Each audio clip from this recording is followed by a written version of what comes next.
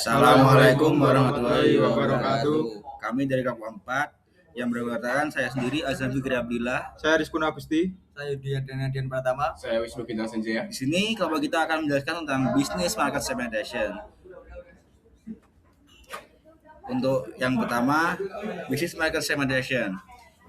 B2B market are heterogeneous. Bisnis terdiri dari perusahaan dengan karakteristik, tujuan, dan perilaku yang berbeda-beda. Not all business customer have the same match. Setiap pelanggan bisnis memiliki kebutuhan yang berbeda tergantung ukuran, industri, dan strategi perusahaan. Lalu yang ketiga, segmentation helps identify group with similar characteristic, yaitu segmentasi mengelompokkan pelanggan bisnis yang memiliki kebutuhan dan perilaku pembelian yang serupa. Lalu yang keempat, foundation for targeting and positioning, yaitu segmentasi menjadi dasar untuk memilih segmen yang dilayani dan menentukan posisi pasar. Lalu yang terakhir adalah key question, adalah segmentasi membantu perusahaan menentukan pelanggan mana yang paling bernilai dan bagaimana melayani mereka secara efektif. Lalu agenda. Yang pertama, introduction to business market segmentation, yaitu membahas konsep dasar dan pentingnya segmentasi dalam pasar B2B. Lalu yang kedua, segmentation in business market, menjelaskan proses segmentasi dan berbagai dasar segmentasi yang digunakan dalam B2B. Lalu yang ketiga adalah targeting business market, yaitu membahas cara mengevaluasi dan memilih segmen pasar yang paling menarik. Lalu yang keempat, positioning in B2B market, yaitu menjelaskan bagaimana perusahaan memposisikan diri di benak pelanggan bisnis. Yang terakhir adalah case study and decision, yaitu penerapan konsep segmentasi, targeting, dan positioning melalui studi kasus.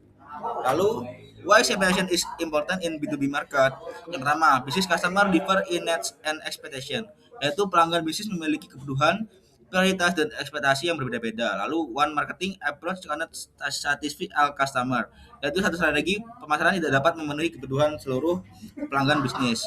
Yang ketiga, segmentation enable more effective resource allocation, yaitu segmentasi membantu perusahaan memfokuskan sumber daya pada segmen yang paling bernilai.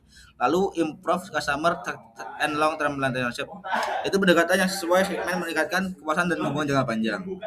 Lalu yang selanjutnya adalah finding the right level of segmentation. Yang pertama, avoid over segmentation, yaitu segmentasi yang terlalu rinci dapat membuat perusahaan kesulitan mengelola banyak segmen dan meningkatkan biaya pemasaran. Lalu yang kedua adalah avoid under segmentation, yaitu segmentasi yang terlalu luas.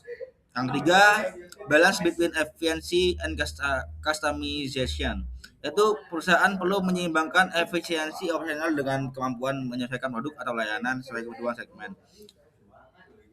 Lalu yang selanjutnya adalah definition of business market segmentation. Business market segmentation adalah proses membagi pasar bisnis yang bersifat heterogen menjadi beberapa pasar atau segmen yang lebih homogen berdasarkan kesamaan karakteristik, kebutuhan, dan perilaku pembelian pelanggan. Nilai strategis yang segmentasi terletak pada kemampuannya membantu perusahaan memperlakukan pelanggan yang memiliki kesamaan dengan strategi pemasaran yang sama, sekaligus memperlakukan pelanggan yang berbeda dengan pendekatan yang berbeda pula. Lalu untuk yang selanjutnya adalah business market segmentation process. Yang pertama, segmentation is a step by step process, yaitu segmentasi pasar bisnis yang dilakukan melalui tahapan yang sistematis. Yang kedua adalah segmentasi is an iterative and analytic activity, yaitu segmentasi bukan proses sekali jadi, melainkan bersifat berulang dan analitis. Lalu selanjutnya, macro to micro segmentation logic, yaitu gambar yang di sini ada gambar ya, yaitu menunjukkan bahwa segmentasi pasar bisnis dilakukan secara bertahap dan makro segmentation ke micro segmentation. Pada tahap awal, perusahaan menggunakan variabel makro seperti industri, ukuran perusahaan, dan lokasi geografis untuk menyaring pasar secara luas dan efisien. Lalu segmentasi diperdalam dengan variabel mikro seperti karakteristik operasional dan pendekatan pembelian dan karakteristik personal pengambilan keputusan. Semakin ke bawah, funnel segmentasi menjadi spesifik dan relevan untuk strategi pemasaran. Lalu yang kedua, macro segmentation, macro segmentation. Macro segmentation berfokus pada karakteristik umum perusahaan pelanggan. Lalu ada micro segmentation yang berfokus pada karakteristik yang lebih mendalam seperti perilaku pembelian, struktur organisasi, dan proses pengambilan keputusan. Lalu selanjutnya akan diberikan oleh teman saya. Gimana sih?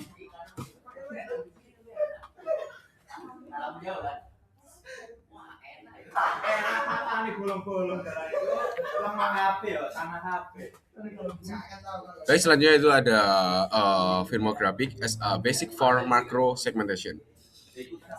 yakni di mana merupakan variabel segmentasi yang menggambarkan karakteristik dasar perusahaan pelanggan seperti industri, ukuran perusahaan, jumlah karyawan, dan lokasi geografis. Variabel ini membantu perusahaan memahami siapa pelanggan bisnis mereka secara umum dan juga menjadi langkah awal dalam proses segmentasi B2B. Selanjutnya itu ada firmographic are used for intel market screening, di mana sering digunakan untuk menyaring pasar secara cepat karena datanya sudah diakses melalui database publik atau komersial. Dengan menggunakan firmographic, perusahaan dapat mengidentifikasi segmen pasar potensial sebelum melakukan analisis yang lebih mendalam tanpa tahap microsegmentation.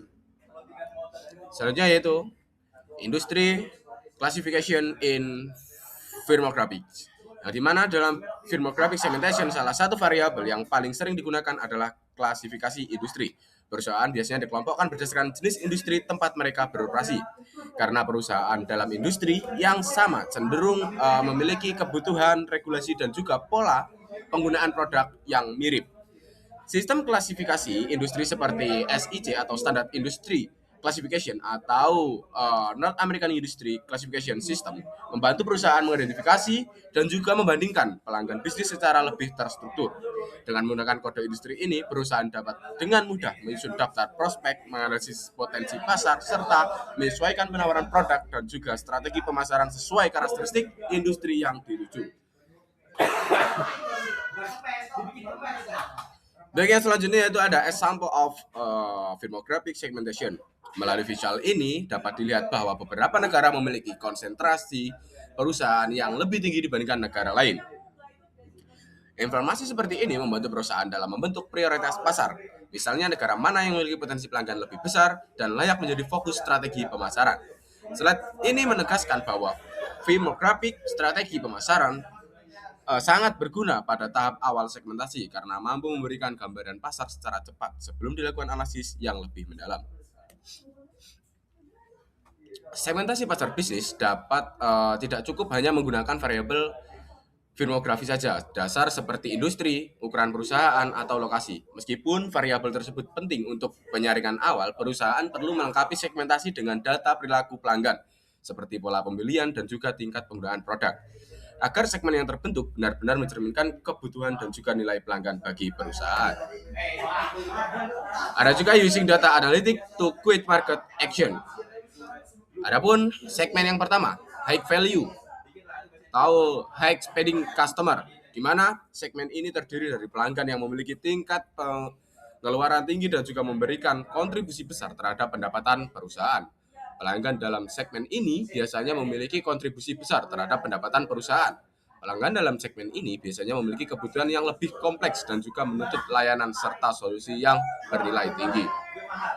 Adapun segmen yang kedua yaitu low value atau low spending customer, di mana segmen ini terdiri dari pelanggan dengan tingkat pengeluaran yang lebih rendah dan juga kontribusi pendapatan yang relatif kecil. Meskipun jumlahnya lebih banyak, segmen ini biasanya lebih sensitif terhadap harga dan juga membutuhkan pendekatan pemasaran yang lebih efisien dan juga terstandarisasi. Adapun yang terakhir yaitu guidance, di mana different marketing operation for different segments, di mana menekankan bahwa kedua segmen tersebut tidak boleh dilayani dengan secara strategi yang sama.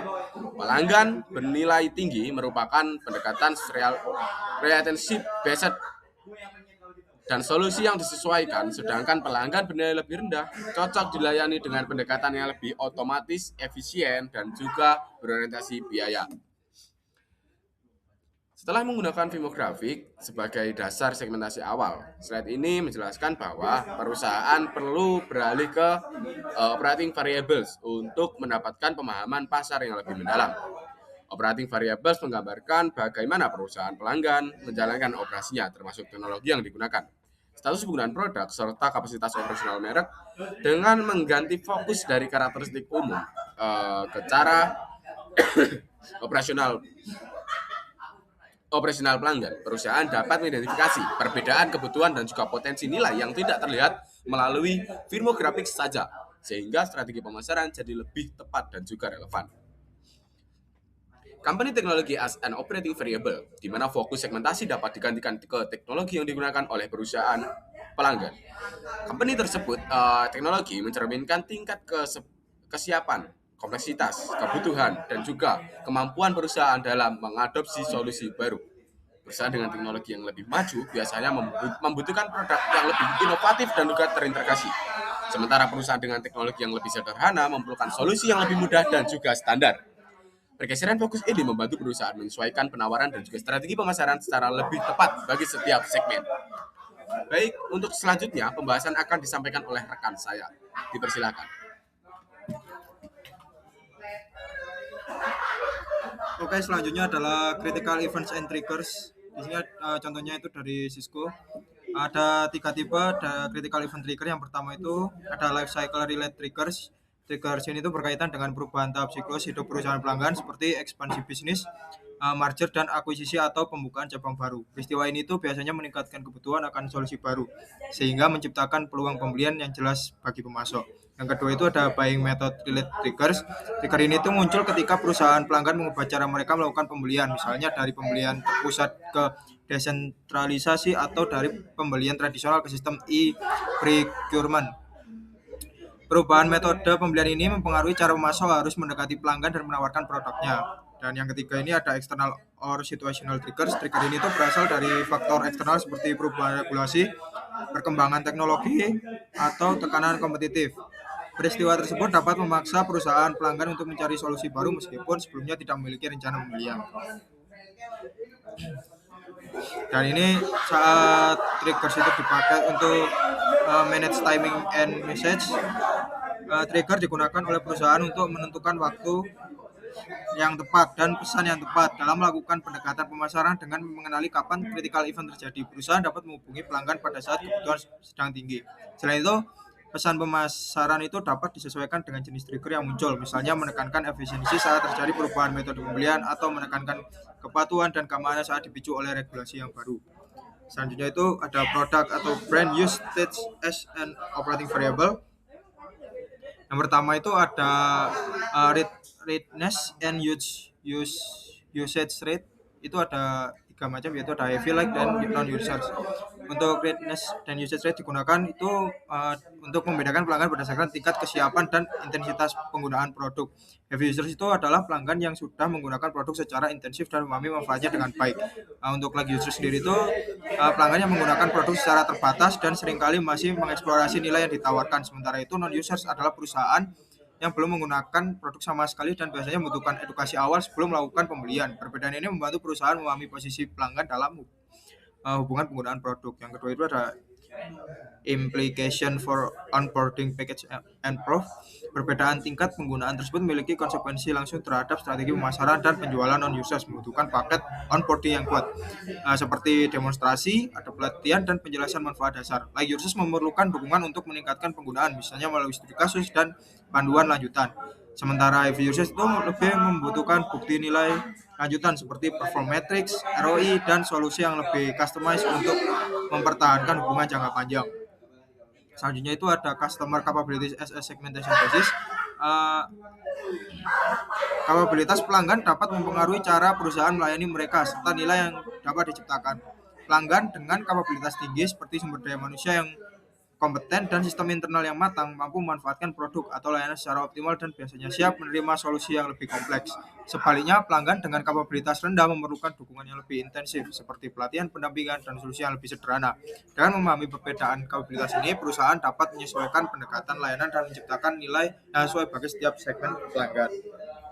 Selanjutnya itu ada customer strategy types, tipe-tipe strategi customer. Yang pertama itu ada prospektor. Perusahaan dengan tipe prospektor aktif mencari peluang baru dan terus terinovasi dalam perilaku pembelian. Prospektor cenderung menjadi early adopter, lebih terbuka untuk produk baru dan tidak terlalu sensitif terhadap harga selama solusi tersebut memberikan keunggulan kompetitif. Mereka menghargai inovasi, fleksibilitas, dan juga kecepatan implementasi. Yang kedua itu ada defender. Perusahaan defender itu berfokus pada efisiensi, stabilitas, dan juga pengendalian biaya dalam pembelian. Mereka yang cenderung konservatif, berhati-hati terhadap perubahan, dan sangat memperhatikan harga serta kendala produk. Defender lebih menyukai pemasok yang sudah terbukti, kontrak jangka panjang, dan solusi yang minim resiko. Yang ketiga itu ada analyzer.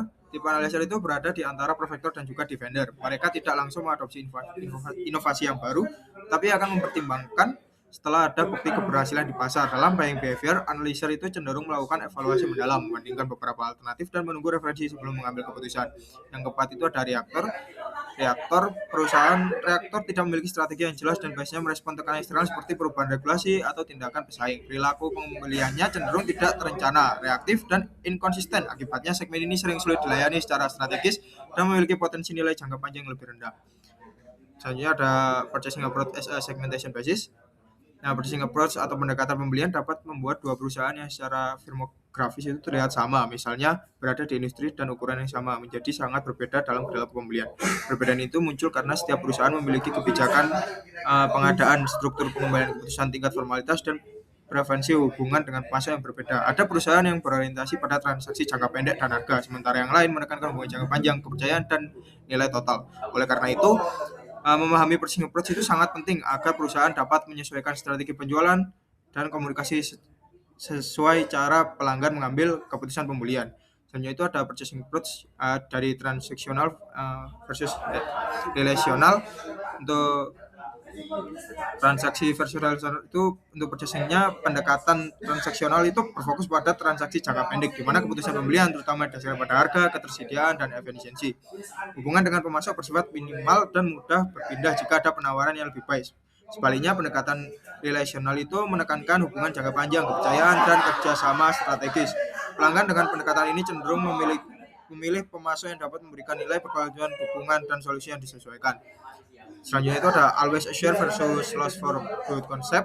Konsep always assure itu menjelaskan bahwa dalam hubungan pembelian tertentu, pemasok memiliki peluang untuk mempertahankan sebagian pangsa pembelian meskipun terjadi persaingan. Sebaliknya, konsep loss for good berarti bahwa jika hubungan dengan pelanggan terputus, pemasok beresiko kehilangan pelanggan tersebut secara permanen. Implikasi strategisnya itu adalah perusahaan perlu membangun hubungan yang kuat dan konsisten, terutama pada pelanggan dengan pendekatan relasional untuk menghindari kehilangan pelanggan yang bernilai tinggi. Yaitu ada purchasing criteria in B2B markets. Yang pertama ada segmen berbasis harga atau total cost of ownership.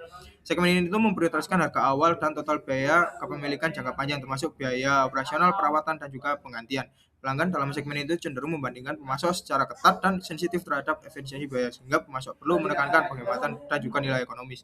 Yang kedua itu ada segmen berbasis performa teknis. Pelanggan dalam segmen ini itu menempatkan performa, kualitas, dan juga kendala teknis sebagai faktor utama dalam keputusan pembelian. Mereka biasanya bersedia membayar lebih tinggi selama produk atau layanan memberikan spesifikasi teknis yang unggul dan juga dapat diandalkan dalam jangka panjang. Yang ketiga itu ada segmen berbasis layanan dan juga dukungan. Segmen itu menilai layanan punah jual, kecepatan respon, dan juga dukungan teknis sebagai kriteria utama. Pelanggan dengan preferensi ini mencari pemasok yang mampu menjadi mitra jangka panjang dan membantu memastikan kelancaran operasional mereka. Yang keempat itu ada poin penting dari bobot kriteria yang tidak transparan atau uncertainty. Meskipun kriteria pembelian dapat diidentifikasi, bobot kepentingannya itu seringkali tidak transparan dan dapat berubah tergantung situasi pengambil keputusan atau tekanan eksternal. Ketidakpastian membuat perusahaan perlu melakukan pendekatan yang fleksibel dan aktif, menggali kebutuhan pelanggan sebelum menawarkan solusi. Selanjutnya itu ada situational factor as a segmentation basis. Itu ada segmen berdasarkan urgency. Segmen ini itu dibentuk berdasarkan tingkat urgensi kebutuhan pelanggan. Pelanggan dengan urgensi tinggi biasanya membutuhkan solusi cepat karena adanya gangguan operasional, tenggat waktu proyek, atau tekanan eksternal. Dalam kondisi ini tuh kecepatan respon dan ketersediaan produk itu sering lebih penting daripada harga. Sebaliknya, pelanggan dengan urgensi rendah memiliki waktu lebih banyak untuk membandingkan alternatif dan juga melakukan negosiasi. Selanjutnya itu ada segmen berdasarkan use and case. Segmen use case itu mengelompokkan pelanggan berdasarkan tujuan atau konteks penggunaan produk.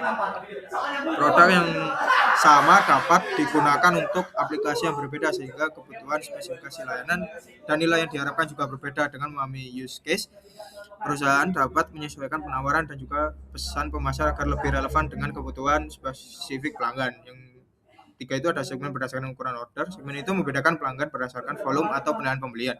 Pelanggan dengan order besar biasanya mengharapkan harga khusus, layanan prioritas, dan juga hubungan jangka panjang. Sebaliknya, pelanggan dengan order lebih kecil cocok dilayani dengan proses yang standar dan juga efisien. Segmentasi ini membantu perusahaan mengalokasikan sumber daya penjualan secara lebih efektif. Yang selanjutnya ada evaluating segmentation readiness dari Winston. Dari pertanyaannya Winston itu yang pertama ada infrastruktur. Segmen itu menilai apakah perusahaan memiliki infrastruktur yang memadai untuk melayani segmen pasar tertentu. Infrastruktur mencakup sistem informasi, sumber daya manusia, dan juga struktur organisasi yang mendukung penerapan strategi segmentasi. Tanpa infrastruktur yang sesuai, strategi segmentasi itu sulit untuk dijalankan secara efektif meskipun segmennya sangat menarik. Yang kedua itu ada proses. Proses itu berkaitan dengan kemampuan perusahaan dalam mengelola aktivitas pemasaran dan penjualan secara konsisten di setiap segmen. Hal ini mencakup proses perencanaan, pengembalian keputusan, serta koordinasi antar fungsi. Segmen yang dipilih harus dapat dilayani melalui proses yang jelas dan juga terintegrasi agar strategi segmentasi dapat berjalan dengan baik. Yang ketiga itu ada komunikasi dan implementasi readiness. Itu segmen ini itu menilai kesiapan perusahaan dalam mengkomunikasikan dan mengimplementasikan strategi segmentasi ke seluruh organisasi. Kejelasan pesan, dukungan manajemen, serta pemahaman karyawan menjadi faktor penting agar segmentasi tidak hanya menjadi konsep tetapi benar-benar diterapkan dalam aktivitas pemasaran dan penjualan sehari-hari. Yang selanjutnya itu ada when to stop segmenting and segment quality test. Nah, untuk menentukan kapan proses segmentasi harus dihentikan, fragmentation terjadi ketika pasar dibagi menjadi terlalu banyak segmen kecil yang sulit dikelola dan tidak memberikan nilai bisnis yang signifikan.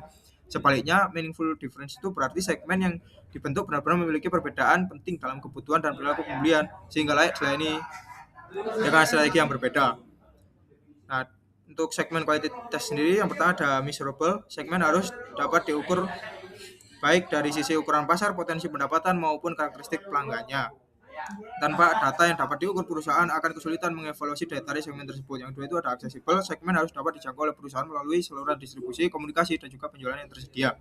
Jika segmen tidak dapat diakses secara efektif, maka strategi pemasaran tidak dapat dijalankan dengan optimal. Yang ketiga itu ada substantial atau profitable. Segmen harus cukup besar dan menguntungkan untuk dilayani. Segmen yang terlalu kecil tidak memberikan potensi keuntungan yang memadai, tidak layak menjadi target utama. Yang keempat itu ada actionable. Segmen harus memungkinkan perusahaan untuk merancang dan mengimplementasikan strategi pemasaran yang jelas. Jika perusahaan tidak dapat mengambil tindakan nyata berdasarkan segmentasi tersebut, maka segmen tersebut tidak memiliki nilai praktis.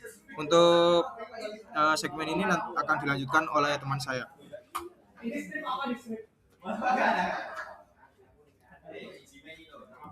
Selanjutnya ada company teknologi as an operating variable. Yang pertama itu ada HIPOS, High Precision Low Capture on Spend, Require Technical Express Low Price, Sensitivity, Long Term Perspective. Yaitu profil segmen dibaca dengan melihat kombinasi beberapa variabel sekaligus seperti ukuran segmen, karakteristik pelanggan, tingkat sensitivitas harga, serta orientasi terhadap kualitas dan layanan. Dengan membaca profil ini secara menyeluruh, perusahaan dapat memahami segmen mana yang paling menarik untuk ditargetkan dan strategi apa yang paling sesuai dan untuk melayani segmen tersebut. Profil ini membantu menghubungkan hasil analisis segmentasi dengan keputusan pemasaran yang konkret. Selanjutnya ada challenge of B2B market segmentation. Yang pertamanya heterogeneous customer. Yang pertama, pasar B2B bersifat sangat heterogen karena setiap perusahaan pelanggan memiliki kebutuhan, struktur organisasi, dan tujuan bisnis yang berbeda. Dengan kompleksitas ini membuat segmentasi B2B lebih sulit dibandingkan pasar konsumen karena adanya perbedaan antara pelanggan seringkali sangat signifikan. Yang kedua ada intensive customer interaction. Dalam pasar B2B, interaksi antara pemasok dan pelanggan cenderung lebih intens dan melibatkan banyak pihak seperti tim pembelian, teknis, dan manajemen. Interaksi ini yang kompleks membuat proses segmentasi harus mempertimbangkan dinamika hubungan dan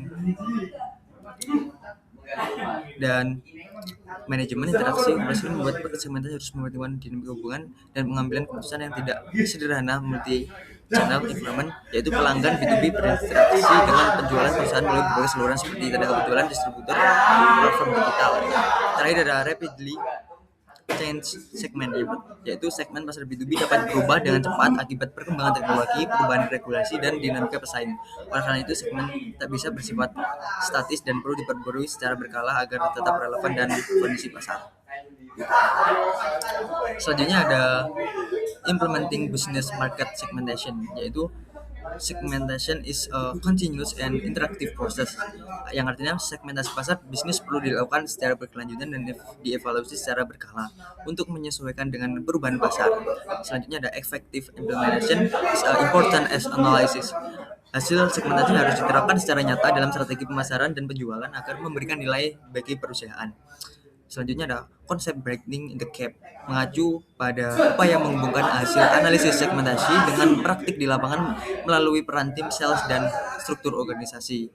Tenaga penjualan menjadi penghubung utama antara strategi dan pelanggan, sementara struktur organisasi harus mendukung fokus pada segmen yang ditargetkan agar segmentasi benar-benar berjalan efektif. Selanjutnya building buyer personal data. Pembangunan buyer personal dalam pasar bisnis memerlukan kombinasi beberapa sumber data agar hasilnya akurat dan relevan. Itu interview dengan pelanggan dan pengambilan keputusan memberikan pemahaman mendalam mengenai motivasi kebutuhan dan masalah. Memberikan pemahaman mendalami mengenai motivasi kebutuhan dan masalah yang mereka hadapi. Sales insight berasal dari pengalaman tim penjualan dan berinteraksi langsung dengan pelanggan. Memahami pola keberatan serta preferensi pembelian. Sementara itu manajemen informasi sistem atau MIS menyediakan data histori dan kuantitatif seperti pola pembelian, frekuensi transaksi, dan nilai pelanggan. Kombinasi ketiga sumber ini membantu perusahaan membangun buyer persona yang realistis dan dapat digunakan sebagai dasar strategi pemasaran. Selanjutnya ada from segmentation to targeting, yang artinya segmentasi pasar bisnis tidak akan memberikan nilai jika tidak digunakan untuk menentukan segmen mana yang akan dikejar oleh perusahaan. Segmentasi ini hanya menghasilkan pengelompokan pelanggan, sedangkan targeting berfungsi untuk memilih segmen yang paling menarik dan sesuai dengan tujuan serta sumber daya perusahaan. Karena tidak semua segmen layak dilayani. Targeting membantu perusahaan memfokuskan perhatian dan sumber daya pada segmen prioritas yang memiliki potensi nilai terbesar. Selanjutnya ada stepwise segmentation selection process, yang artinya attractive of the segment. Tahap pertama adalah menilai daya tarik setiap segmentasi pasar pelanggan. Ini mencakup saluran segmen, tingkat pertumbuhan, profitabilitas, intensitas persaingan, serta potensi jangka panjang. Segmen yang menarik adalah segmen yang menawarkan peluang ini yang besar dan berkelanjutan bagi perusahaan. Yang kedua ada resource demand. Setelah menilai daya tarik, perusahaan perlu mengevaluasi sumber daya yang dibutuhkan untuk melayani segmen tersebut. Hal ini meliputi kebutuhan intensitas, kemampuan teknologi, tenaga penjualan, serta kapabilitas operasional. Selanjutnya ada manajemen and organizational demands. Tahap ini menilai kesiapan manajemen dan struktur organisasi dalam mendukung pelayanan segmen yang dipilih. Faktor seperti dukungan manajemen puncak, kesesuaian budaya organisasi, dan sistem internal menjadi pertimbangan penting agar strategi targeting dapat dijalankan secara efektif. Selanjutnya ada target market selection decision. Tahap akhir ini adalah pengambilan keputusan mengenai segmen mana yang akan ditargetkan. Keputusan ini dibuat dengan mempertimbangkan keseimbangan antara daya tarik segmen, kemampuan sumber daya, dan kesiapan organisasi, sehingga segmen yang dipilih dapat dilayani secara optimal dan keberlanjutan. Selanjutnya ada stepwise segmentation on process.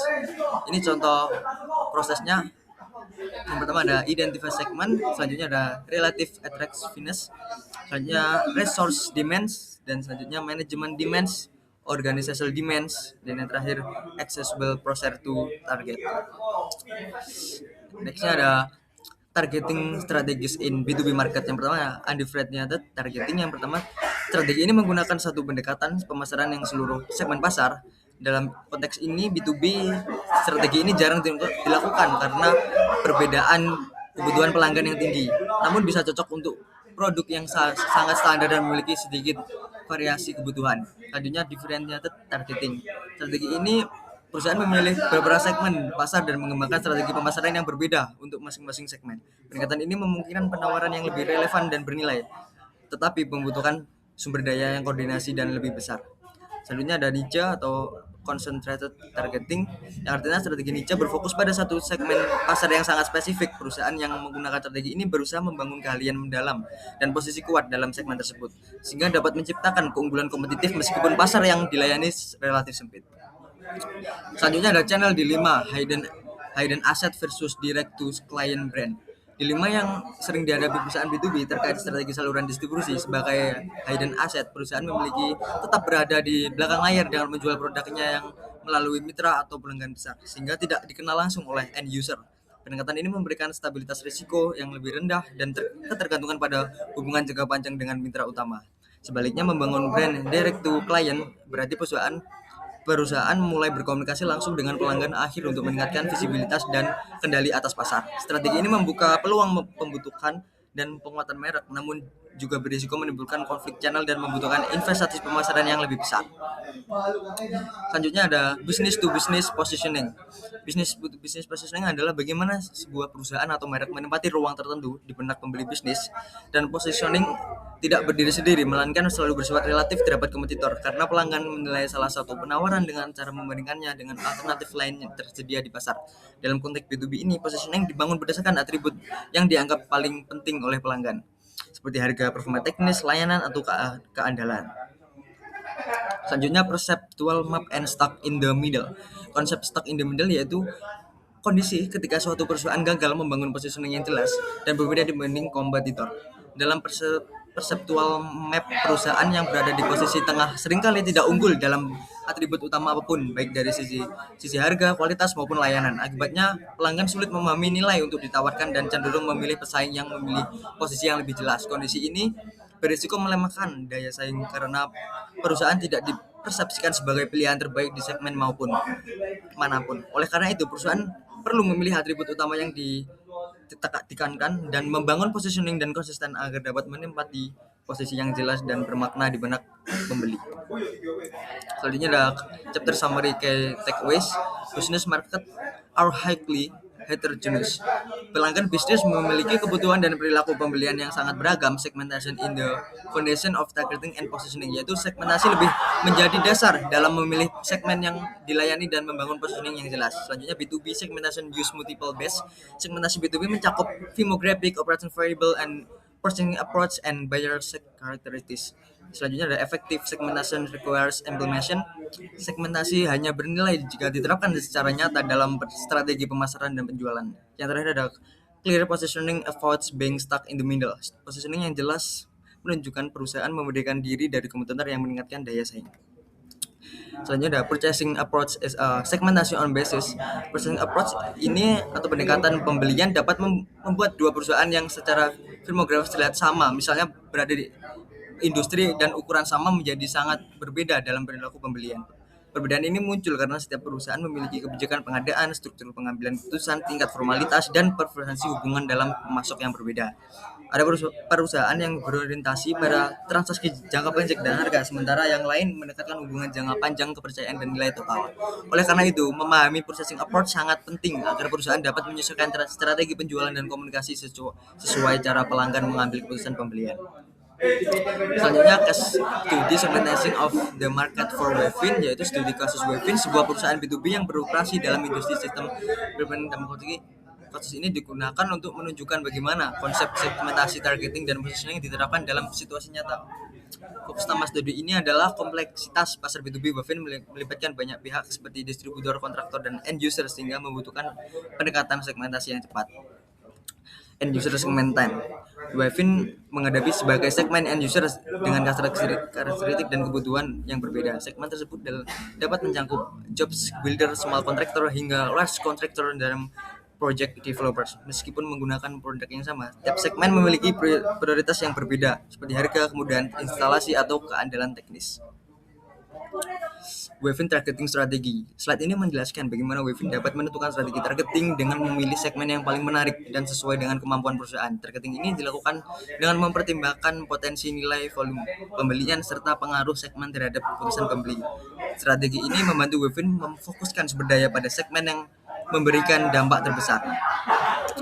Yang terakhir yaitu Wavin positioning by segment. Slide ini menjelaskan bahwa Wavin perlu mengembangkan positioning yang berbeda untuk setiap segmen target. Misalnya ada positioning untuk jobbing builder dapat meningkatkan kemudahan dan ketersediaan produk, yaitu sementara untuk large contractor atau specificer lebih meningkatkan kualitas, keandalan, dan kepatuhan standar, yaitu yang pendekatan positioning agar per segmen ini memastikan bahwa nilai yang ditawarkan Wavin relevan dan jelas bagi masing-masing kelompok pelanggan. Sekian presentasi dari kami, kurang lebihnya mohon maaf. Wassalamualaikum warahmatullahi wabarakatuh.